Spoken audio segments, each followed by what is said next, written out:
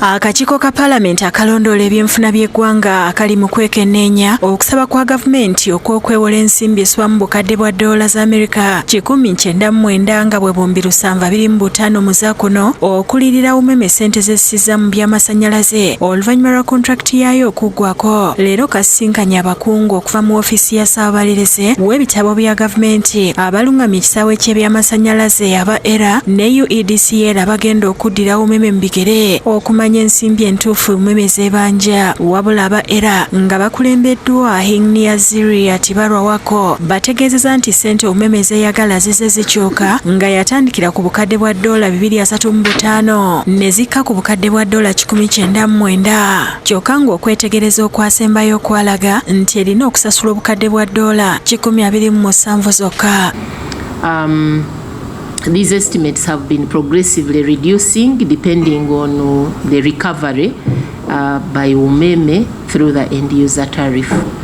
So far we've submitted the 4 estimates. We started at 225.7, came down to 176 to 155, and the most recent one that we submitted, which was 127.655. Kyokka alaze okutya nti endagaano gavumenti gye yakola ne Umeme yali mbi ng'enyigiriza nnyo gavumenti nga singa Umeme tefuna sente zaayo nga 31 omwezi guno endagaano lw'eggwako gavumenti egenda kusasula engassi esiba mu bitundu 10 ku buli 100 eby'ensimbi z'erina okusasula ez'awamu. Hence the need for government to use the estimates to be ready so that we are able to borrow and avoid those unnecessary interests that would increase the buyout amount. Joseph Hiria akulira okubala ebitabo mu ofiisi ya Ssaababalirizi w'ebitabo bya gavumenti ategeezezza akakiiko nti baaweebwa omulimu gw'okubalirira ensimbi za Umeme naye nakati tebannamanya muwendo mutuufu kuba waliwo ensonga ezeetaaga okuwabulwa kwa ssaabawolereza wa gavumenti. The amount of $190 million which was quoted in the invitation letter for the meeting is a tentative figure in the second last draft report, which is still under review.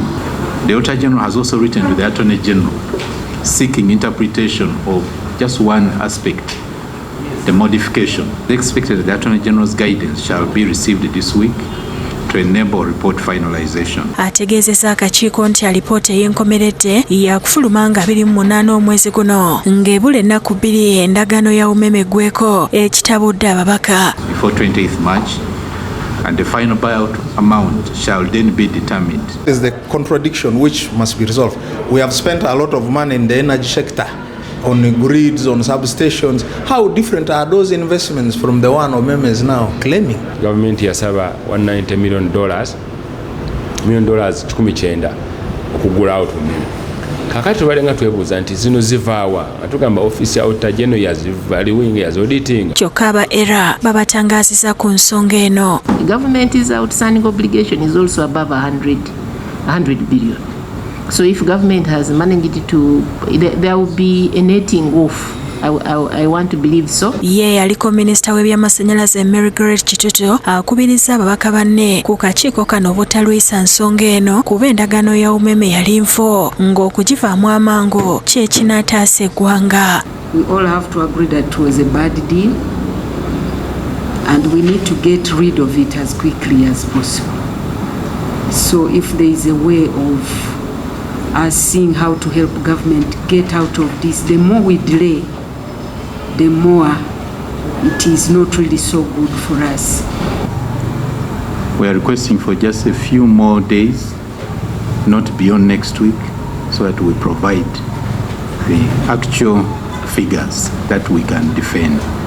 Kati embeera efuuse yasse musota guli mu ntamu kuba okukkiriza gavumenti okwewola ensimbi empitirivu zeetagenda kwetaaga n'okuyimiriza okuzeewola kigenda kusuula gavumenti mu ngassi. So moving forward, we are waiting for the final audit that the Auditor General has promised to give us within a spell of 1 week, so that we are in position now to scrutinize. Fred Kajubi yakusakidde eggulire lino ku Bukedde.